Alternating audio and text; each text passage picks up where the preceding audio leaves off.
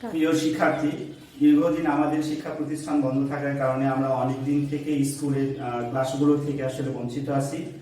এখন আমাদের কলেজের প্রিন্সিপাল স্যারের নির্দেশক্রমে আমরা কি আছে তোমাদের অনলাইন ক্লাস করার ব্যবস্থা করা হয়েছে। প্রিন্সিপাল স্যারের নির্দেশক্রমে অনলাইন ক্লাস দ্বিতীয় সাময়িক পরীক্ষা তোমাদের যে অনলাইন ক্লাস করানো হবে। তোমাদের দ্বিতীয় সাময়িক পরীক্ষার সিলেবাস অনুযায়ী আমরা আজকে বায়োলজি ক্লাসে 14 অধ্যায় বায়োটেকনোলজি সম্পর্কে কিছুটা আলোচনা করব। 14 অধ্যায়টা biotechnology, bio BIO tech TECHNOLOGY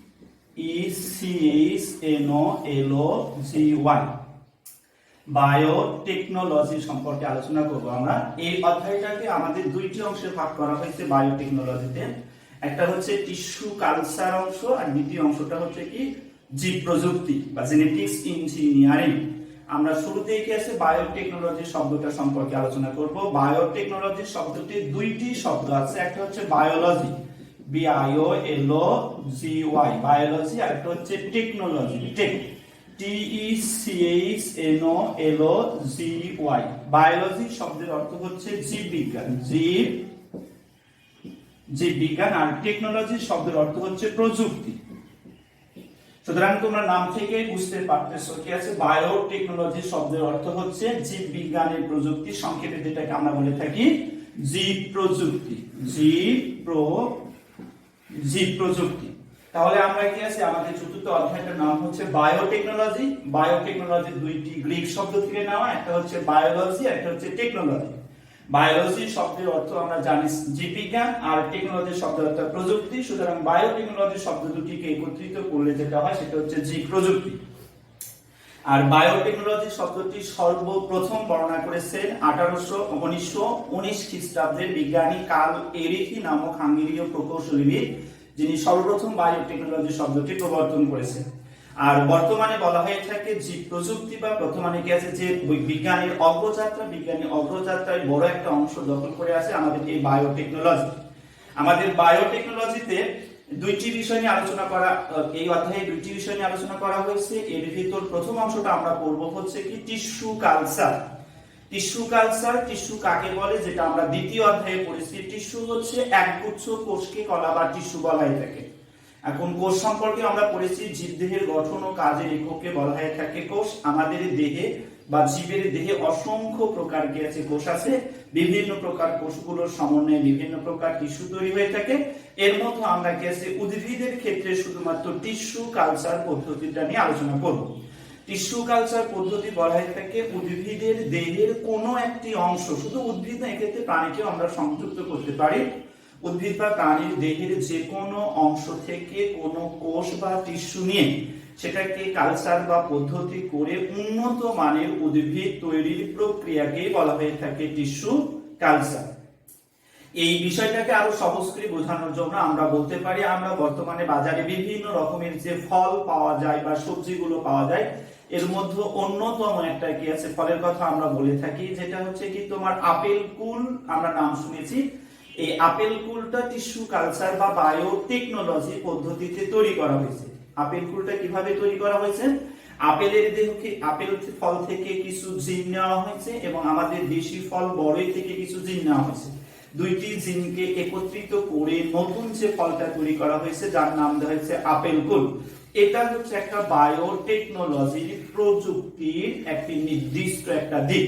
এইরকম ভাবে বর্তমানে বায়োটেকনোলজি প্রযুক্তিকে ব্যবহার করে বর্তমান বিশ্বে অধিক পরিমাণে উন্নত এবং ক্যাসে গুণাগুণ সমৃদ্ধ গেছে ফুল, ফল, সবজি, বিভিন্ন উদ্ভিদ বা প্রাণী তৈরি করা সম্ভব হচ্ছে। এখন এই টিস্যু কালচার পদ্ধতি কিভাবে সম্পূর্ণ করা হয়ে থাকে, টিস্যু কালচার পদ্ধতি সম্পর্কে বা টিস্যু কালচার পদ্ধতি কিভাবে করব, এই জন্য তোমাদের বইয়ে 5টি ধাপে বর্ণনা করা হয়েছে টিস্যু কালচার পদ্ধতিটা কিভাবে করা হয়। টিস্যু কালচার পদ্ধতি 5টি ধাপের মধ্যে প্রথমেই বলা হয়েছে উন্নত মাতৃ উদ্ভিদ নেওয়া। অর্থাৎ যে মাতৃ উদ্ভিদটা নেব সেই মাতৃ উদ্ভিদটা অবশ্যই উন্নত হবে। মাতৃ উদ্ভিদ বলতে এখানে বোঝানো হচ্ছে কোন উদ্ভিদের আমরা টিস্যু কালচার করব, কোন উদ্ভিদ থেকে নতুন নতুন উদ্ভিদটা আমরা তৈরি করব। এক্ষেত্রে আরো একটু তোমাদেরকে আছে সুবিধার জন্য বলে রাখি, টিস্যু কালচার কেন করা হয়ে থাকে।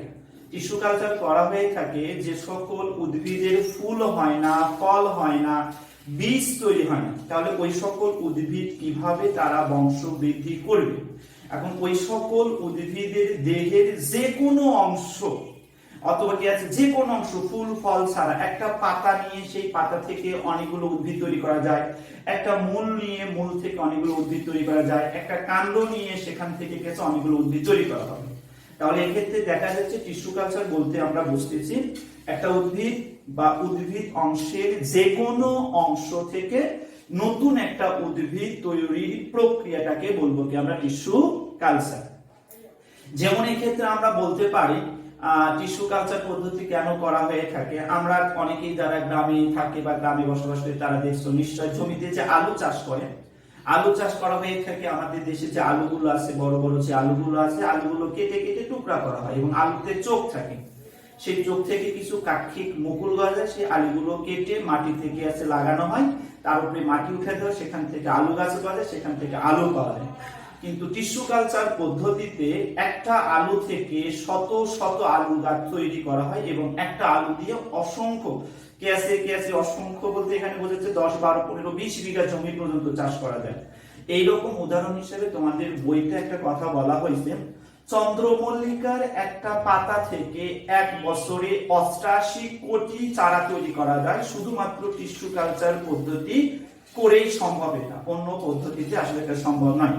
এই জন্য অতি অল্প সময়ে স্বল্প পরিশ্রমে সর্বাধিক বা সর্বোচ্চ পরিমাণ উদ্ভিদ তৈরির মূল উদ্দেশ্য হচ্ছে কি টিস্যু কালচার।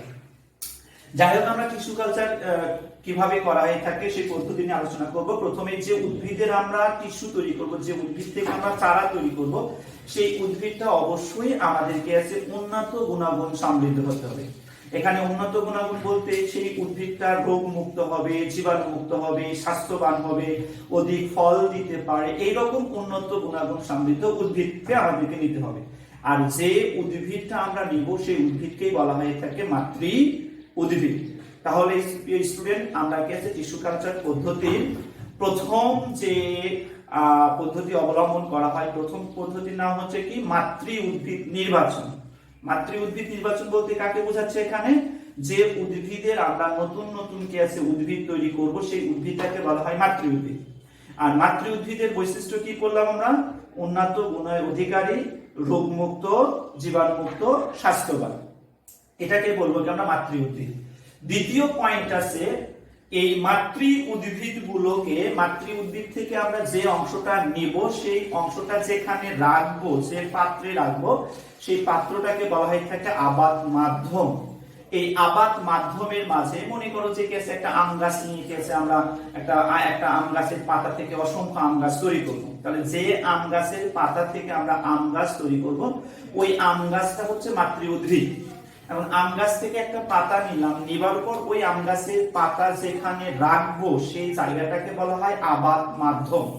আম গাছের পাতা যে কোনো জায়গায় রাখলে তো কি হবে? নষ্ট হয়ে যাবে। সুতরাং আম গাছের পাতা গেছে একটা নির্দিষ্ট পদ্ধতি অবলম্বন করা হয়ে থাকে। এখন নির্দিষ্ট পদ্ধতি বলতে কি বোঝাচ্ছে? যে জায়গায় আমরা আম গাছের ওই পাতাটা রাখবো সেখানে কি আছে তোমার আবাদ মাধ্যমে লাগে হচ্ছে কিছু সুক্রোজ লাগে। সুক্রোজ হচ্ছে কি অনেকগুলো গ্লুকোজ এক জায়গায় হলেই হয়েছে সুক্রোজ।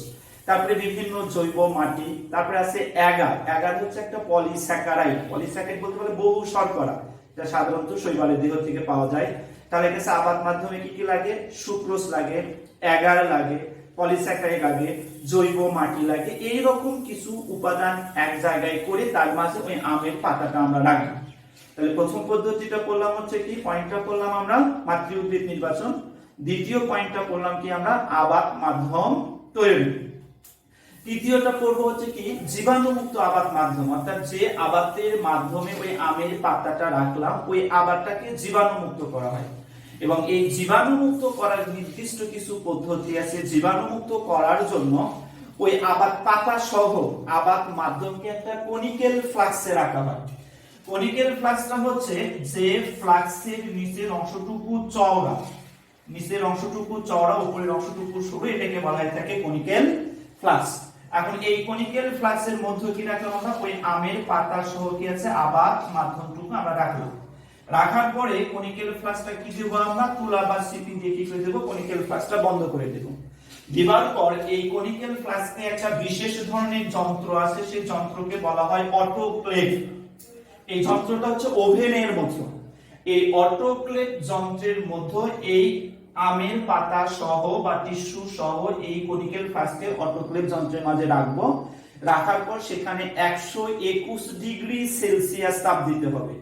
এই 121 ডিগ্রি সেলসিয়াস তাপ দিলে দেখা যাবে এর মাঝে যে জীবাণুগুলো আছে জীবাণুগুলো নষ্ট হয়ে যাবে। 121 ডিগ্রি সেলসিয়াস তাপমাত্রা কতক্ষণ দেব? 20 মিনিট সময়ে কি আছে, আমরা 20 মিনিট সময় পর্যন্ত 121 ডিগ্রি সেলসিয়াস তাপমাত্রা দেব। এবং এখানে অবশ্যই আরেকটা বিষয় খেয়াল রাখতে হবে, 15 ডেসিবেল ইঞ্চি মিটার স্কয়ার কি আছে আমাদেরকে চাপ দিতে হবে, অর্থাৎ কি 15 ডেসিবেল বা 15 পাউন্ড চাপ। অর্থাৎ এখানে কনিক্যাল ফ্লাস্কটাকে অটোক্লেভ যন্ত্রের মধ্যে রেখে তিনটে কন্ডিশন বা তিনটে শর্ত আমাদেরকে পালন করতে হবে। একটা হচ্ছে কনিক্যাল ফ্লাস্কের মধ্যে রাখার সময় কি আছে, রাখার পর 20 মিনিট সময় 121 ডিগ্রি সেলসিয়াস এবং 15 পাউন্ড চাপ, এই তিনটে কি আছে শর্ত মানার পর আমরা কনিক্যাল ফ্লাস্ক থেকে এই অটোক্লেভ যন্ত্র থেকে কি আছে অটোক্লেভ যন্ত্রের মধ্য থেকে কনিক্যাল ফ্লাস্কটাকে আলাদা করে নিয়ে আসবো। তাহলে স্যার অটোক্লেভ যন্ত্রের মধ্যে রাখার কারণ বা উদ্দেশ্য হচ্ছে জীবাণুটাকে মুক্ত করা, জীবাণুটাকে নষ্ট করে দেওয়া। এরপর এই কনিক্যাল ফ্লাস্কটাকে একটা নির্দিষ্ট কক্ষে রাখবো, যে কক্ষের তাপমাত্রা 25 প্লাস মাইনাস অর্থাৎ কি আছে 25 প্লাস মাইনাস 2 ডিগ্রি সেলসিয়াস।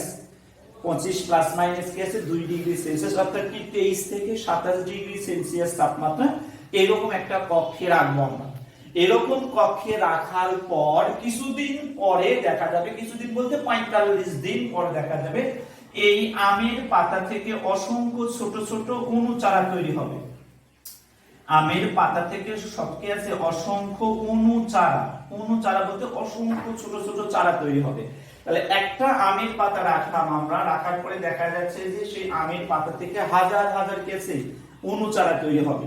যখন এই অণুচারা তৈরি হবে, এই অণুচারাগুলোকে যখন অণুচারা তৈরি হবে তখন এই অণুচারাগুলোকে এই কনিক্যাল ফ্লাস্ক থেকে বাহির করে নিয়ে আসে একটা নির্দিষ্ট মাটির টবে রাখবো, নির্দিষ্ট মাটির টবে রাখবো। এখন এই অণুচারাগুলোকে আসলে বিটব বলা হয়ে থাকে, অণুচারাগুলোকে বলা হয়ে থাকে বিটব।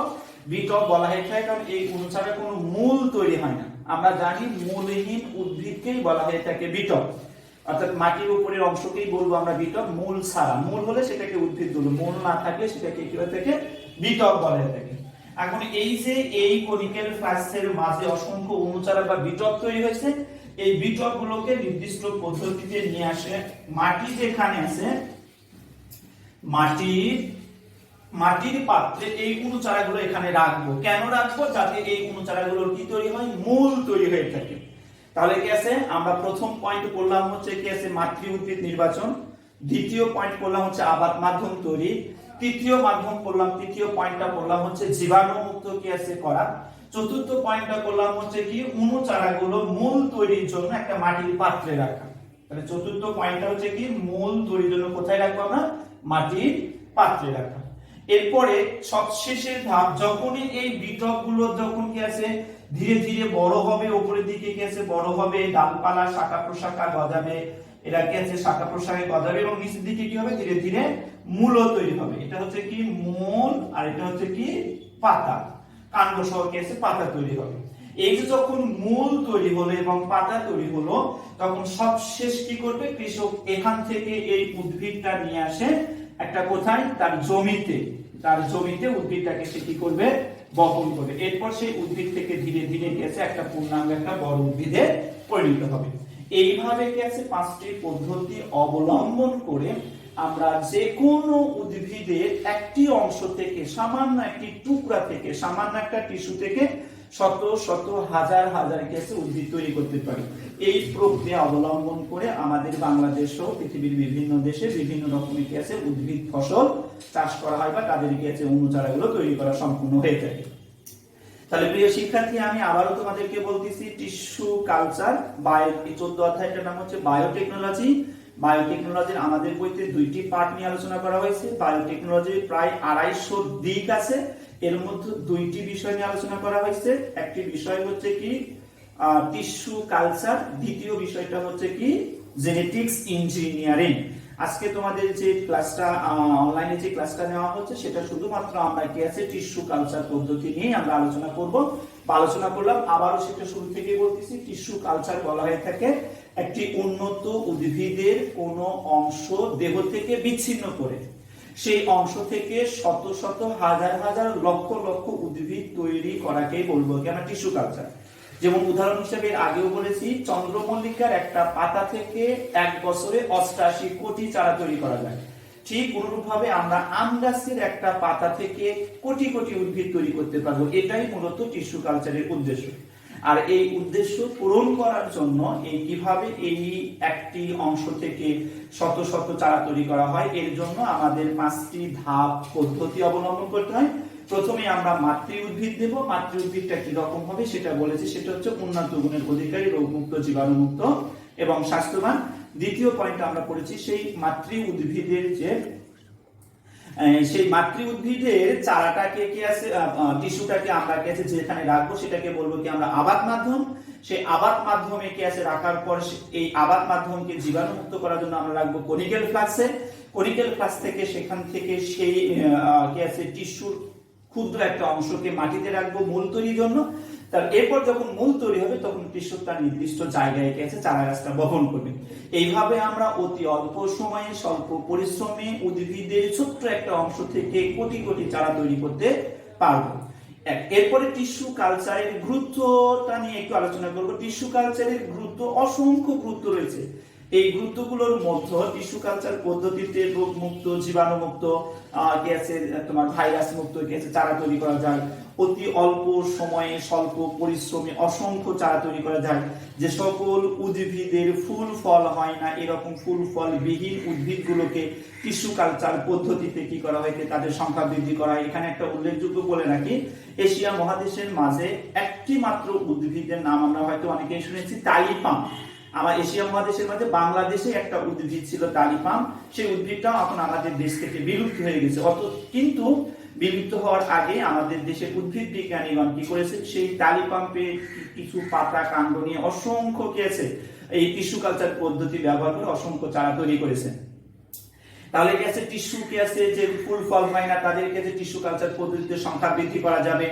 এরপরে ঋতু ভিত্তিক ফল। ঋতু ভিত্তিক বলতে আমাদের দেশে নির্দিষ্ট যেমন কি আছে নির্দিষ্ট ঋতুতে পাওয়া যায়, জাম নির্দিষ্ট ঋতুতে পাওয়া যায়, এরকম ঋতুভিত্তিক ফল টিস্যু কালচার পদ্ধতি ব্যবহার করে আমরা যে কোনো ঋতুতে যে কোনো ফসল আমরা তৈরি করতে পারি।